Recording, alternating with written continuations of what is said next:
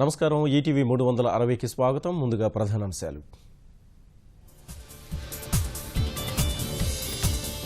నల్లధనంపై పోరులో వెనక్కి తగ్గేది లేదన్న ప్రధాని మోదీ. బినామీ ఆస్తుల చట్టాన్ని ఎందుకు తొక్కిపెట్టారని కాంగ్రెస్కు ప్రశ్న. ప్రధానికి రాజధాని రైతుల సత్కారం. క్యాపిటల్ గెయిన్స్ మినహాయింపుపై హర్షం. కాలపరిమితి పెంచాలని విన్నపం. అమరావతి బాహ్య వలయ రహదారి అలైన్మెంట్కు ఆమోదం. సముద్ర తీరంలో బీచ్ కారిడార్ నిర్మాణానికి ముఖ్యమంత్రి ఆదేశం.